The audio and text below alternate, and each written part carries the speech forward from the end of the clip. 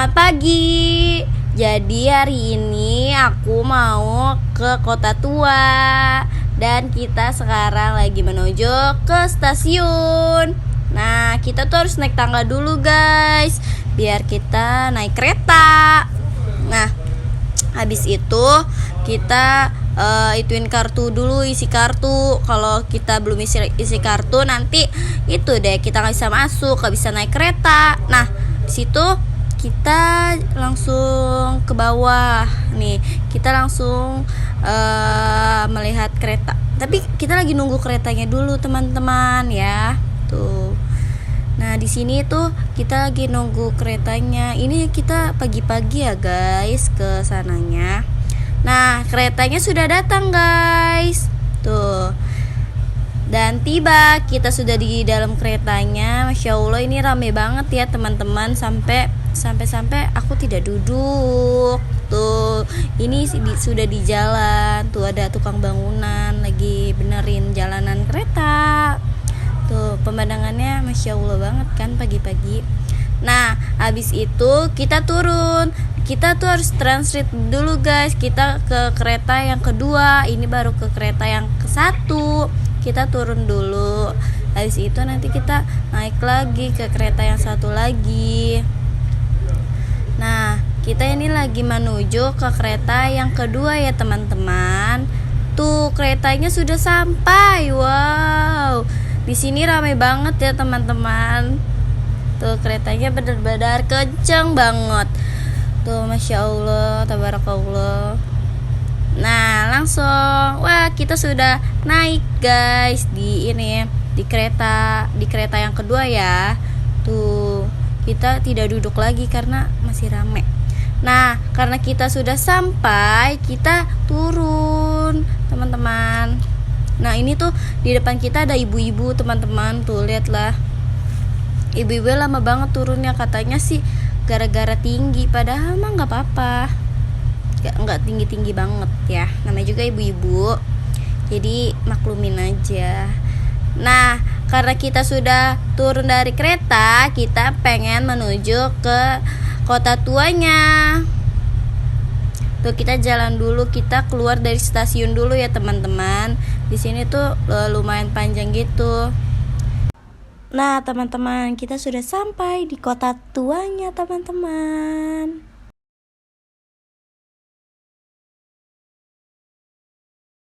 Sampai di Museum Mandiri. Nah, tapi di sini tuh tutup, guys. Bukanya nanti jam 1. Nah, karena ini kita tutup, kita nunggu. Ternyata ya nggak boleh masuk. Karena kita masih menunggu museumnya, kita jadinya istirahat dulu di tukang kopi, teman-teman. Tuh, sambil ngopi-ngopi dan ada mano.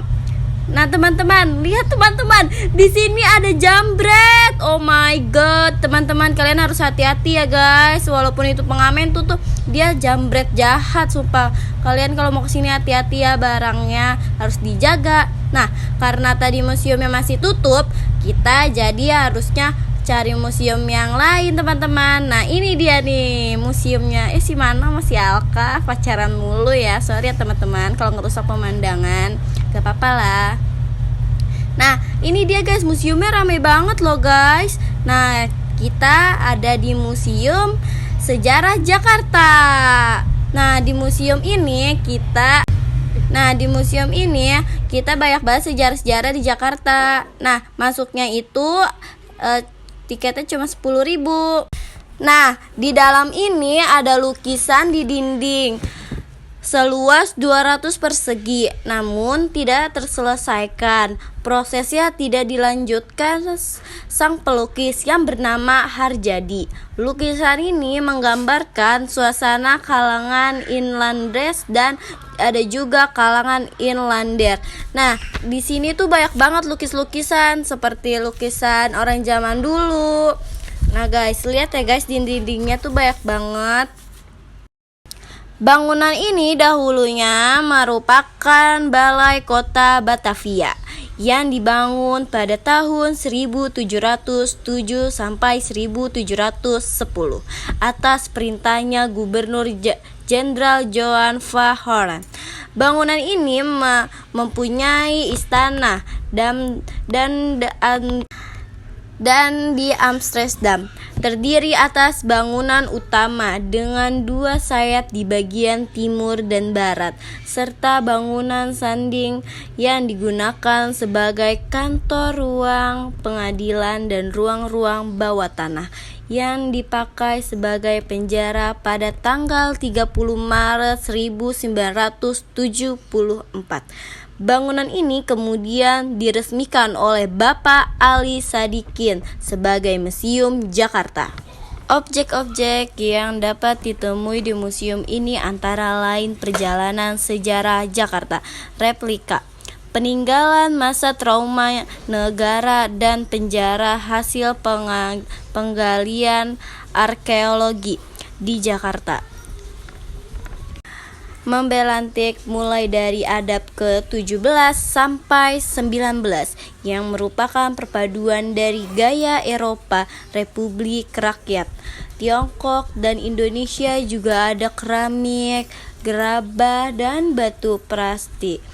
Koleksi-koleksi ini terdapat di berbagai ruang seperti ruang sejarah Jakarta, ruang trauma negara, ruang Jayakarta, dan ruang Fatailah, dan masih banyak lagi. Dan terdapat juga berbagai koleksi tentang kebudayaan. Dan lanjut lagi, di Kota Tua ini punya segudang fakta menarik sekaligus menyampaikan sejarah kelam era Batavia sebagai salah satu kantor pusat pemerintah Hindia Belanda. Museum Fatailah sempat beberapa kali direnovasi karena gempuran serangan selama perang. Bahkan pernah bangunannya hampir rata dengan tanah-tanah sampai akhirnya kembali direnovasi. Selain sebagai kantor urusan administrasi, Museum Fatailah saat itu juga berfungsi sebagai lokasi pembayaran pajak, pusat peribadatan, pengadilan, penjara, hingga tempat eksekusi para tahanan Hindia Belanda. Dulu selama periode Perang Kemerdekaan, bangunan ini juga pernah dijadikan kantor pemerintah Provinsi Jawa Barat dan markas komando militer. Seiringnya berjalannya waktu, Gubernur Ali Sadikin memugar seluruh bangunan gedung dan diresmikan menjadi museum pada 30 Maret 1974. Tempat Kota Tua ini juga pernah dijadikan tempat eksekusi. Yuk kita menyelusuri cerita di masa lalu. 405 tahun yang lalu, Belanda menjadikan tempat ini pusat pemerintah yang disebut Kota Batavia. Setelah mengalahkan pasukan Kesultanan Banten, mereka berjaya di tempat ini. Bangunannya di tempat ini menandakan bahwa mereka serius banget pengen memiliki daerah ini dengan luas 15 hektar dan direncanakan oleh Simon Stevin. Dan ternyata Kota Jakarta memiliki sejarah yang panjang. Seperti di sini, teman-teman. Di sini banyak banget sekali duit-duit di masa lalu, seperti duit 1000-an, 100.000 dan ceban. Dan ini tidak bisa pasti tidak bisa digunakan untuk membeli. Dan tempat ini terdapat furnitur, lemari, dan bangku-bangku asli peninggalan zaman dulu, serta dapat meja yang terbuat dari satu pohon yang utuh dan kesemua furnitur yang ada di sini utuh, tidak mengalami kerusakan, dan masih banyak lagi peninggalan di tempat ini. Dan juga ada koleksi-koleksi tentang kebudayaan Betawi, numismatik, dan becak. Bahkan kini juga diletakkan patung dewa Hermes. Masuk lagi ke tempat ini dia. Dan perkembangan terjadi di berbagai skor struktur pemerintah, kehidupan sosial, perekonomian, dan banyak lagi lainnya. Bahkan nama Jakarta juga memiliki sejarah sendiri. Perkembangan juga terjadi di sektor kuliner, transportasi umum, dan gaya berbusana, mulai dari kuliner Betawi sampai peranakan, lalu kendaraan tanpa mesin, sampai akhirnya kendaraan modern seperti sekarang. Mulai dari baju-baju tradisional sampai baju-baju bergaya modern. Dan di sini juga banyak banget koleksi-koleksi seperti adanya keramik dan adanya seperti piring keramik dan cangkir keramik. Nah, tuh guys, lihat teman-teman.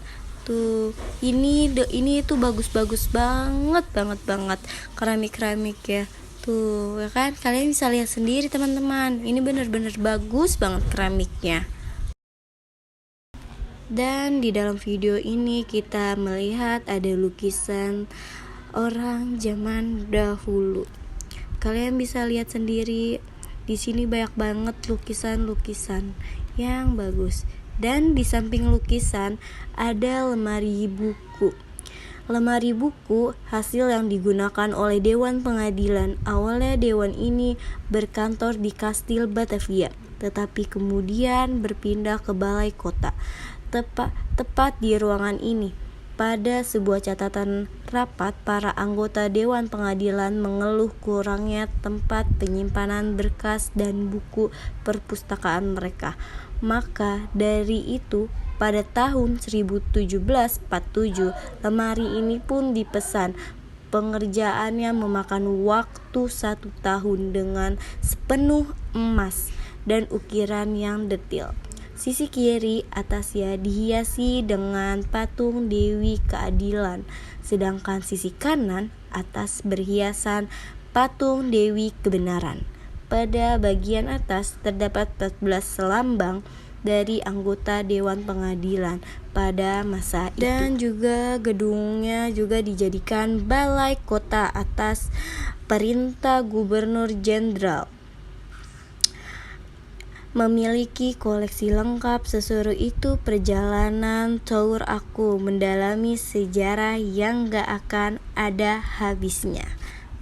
Dan di dalam museum ini seringkali dipakai untuk mengkatalogisi karya seni atau arsitektur adaptif yang dihasilkan di masa Hindia Belanda sejak 1799 hingga 1942. Gaya uniknya adalah kombinasi dari gaya lokal Nusantara dipengaruhi gaya Eropa dengan terkadang dipengaruhi sentuhan gaya Indies dari daerah koloni Belanda lain. Salah satu peninggalan dari gaya seni ini yang masih dapat dilihat selain arsitektur adalah koleksi furnitur yang menjadi salah satu faktor pengkoleksian di Museum Sejarahnya Jakarta. Di sini juga banyak juga ada peninggalan senjata zaman dulu tuh yang berasal dari macam-macam daerah. Dan di sini juga ada senjata kayak tembakan. Masih banyak juga di sini. Tuh semacam pedang.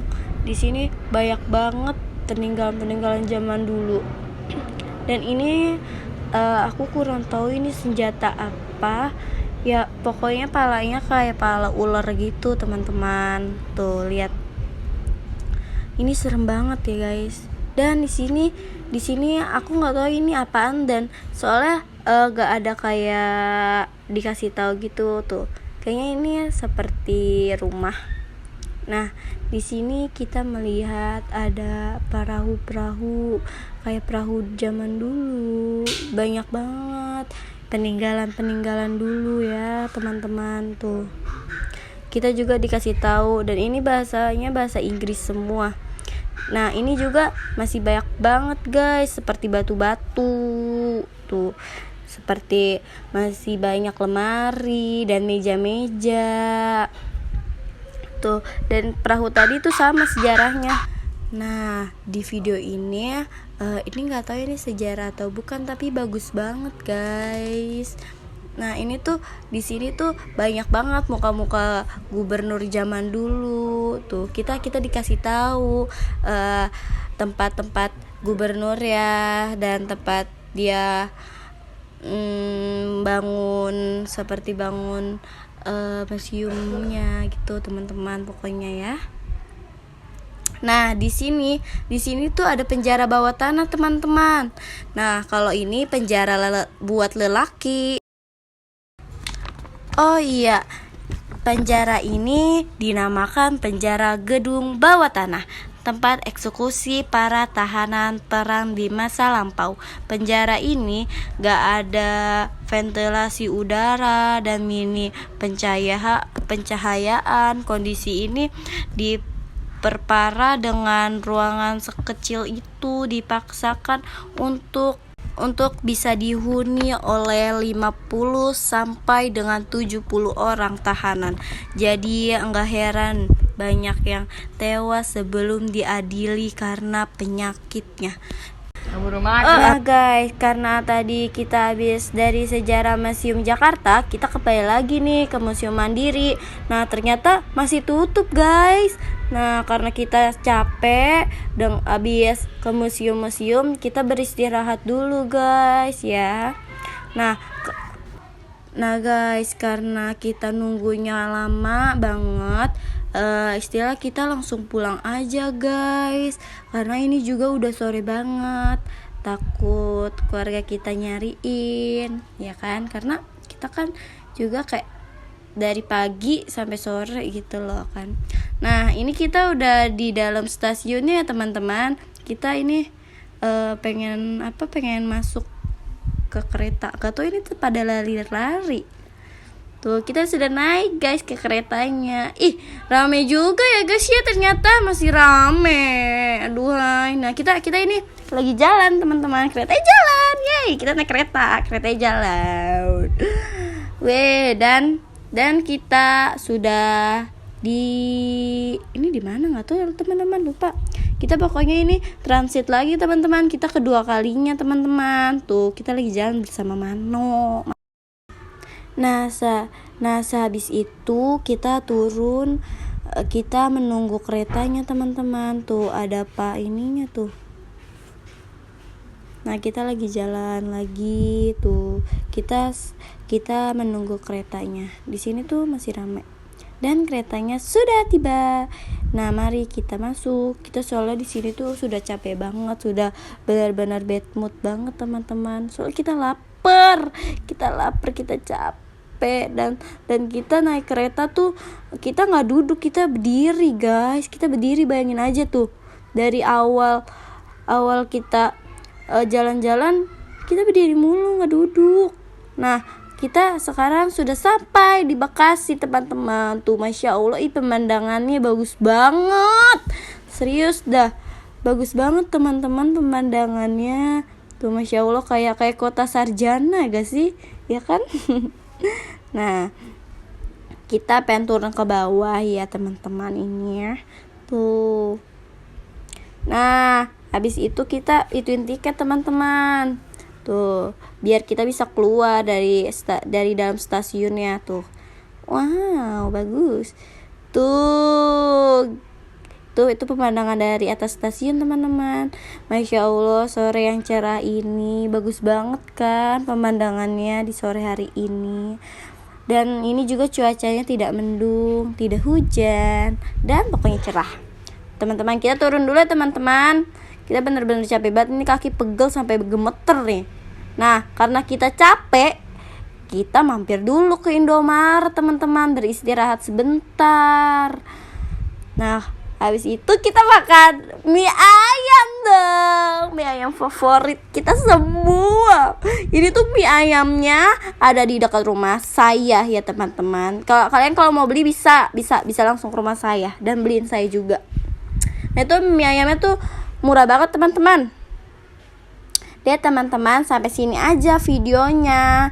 Soalnya aku mau makan mie ayam yang enak dulu tuh. Harga 12.000. Tuh udah selesai tuh. Deh teman-teman, bye bye. Makasih ya teman-teman udah ngeliat videoku sampai akhir. Wassalamualaikum.